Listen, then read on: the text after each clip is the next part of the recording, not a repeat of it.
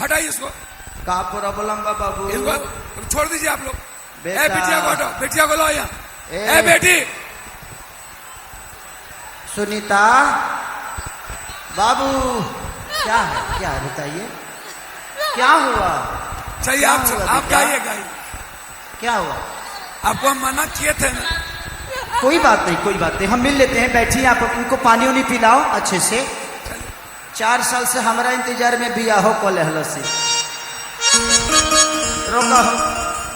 कहती है बेचारी की हम आपको 4 साल से इंतजार कर रहे थे, बाद में बियाह कर ली।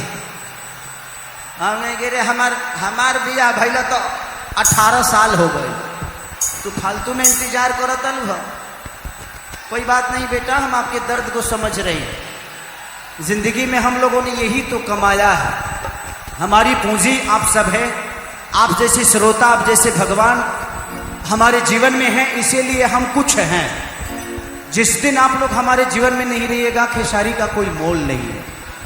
इसीलिए थैंक यू कि आप लोग खेसारी को इतना सम्मान और प्यार देते हो। लहरिया लुटा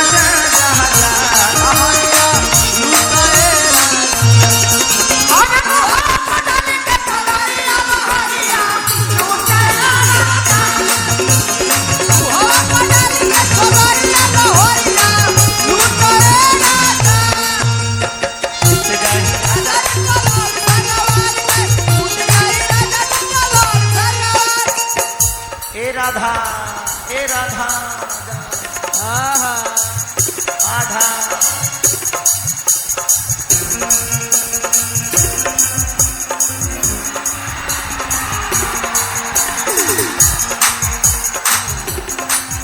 आज देखो न कटन के कपड़ा सटन के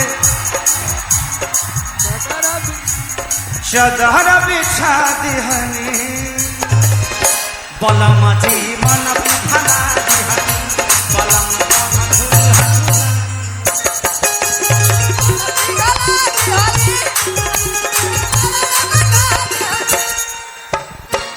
हेलो,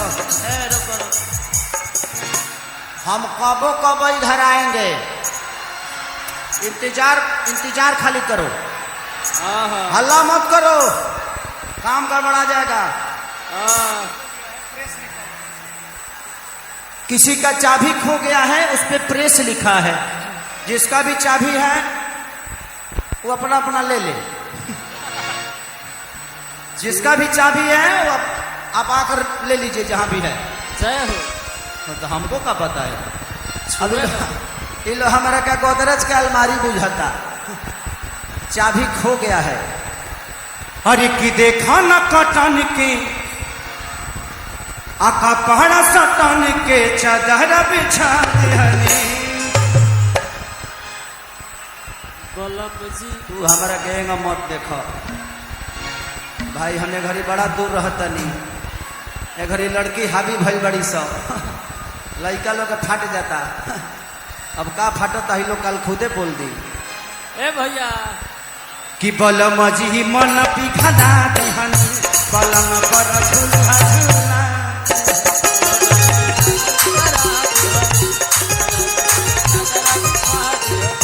बलम जी मन पिघला दिहनी पलंग पर झूला झूला।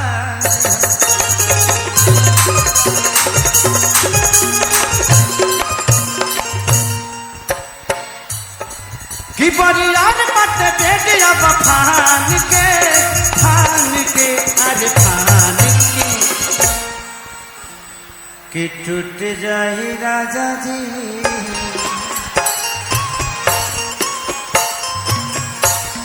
कि टूट जाही राजा जी पलंग सागवान के।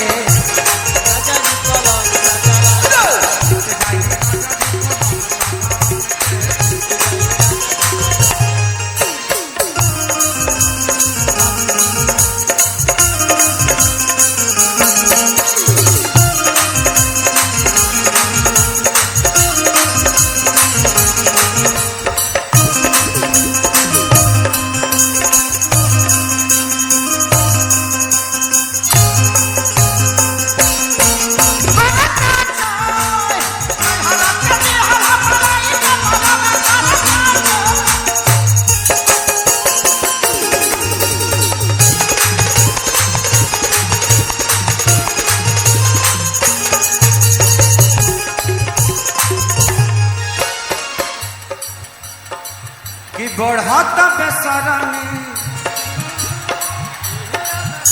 हे देखिया न गरमी पैठे लागी हो पतनिया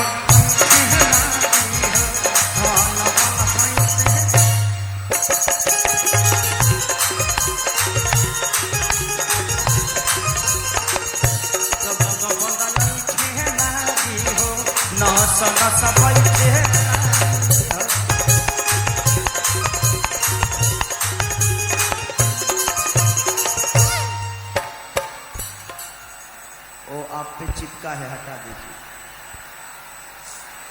और अंदर तक है, लाइट दो, वहां लाइट दो। अब मैंने तहारा लोग यही लेके मारा तार खाली, कबो कबो ऊपर मारा लो, तू लोग सेंटरे पर मार देता रहो। अब हमारे मुंह ले ले रहा लो तू लोग भाई कि तू बहाना ना बनाओ सब जान के, अरे जान के, हाँ हाँ जान के।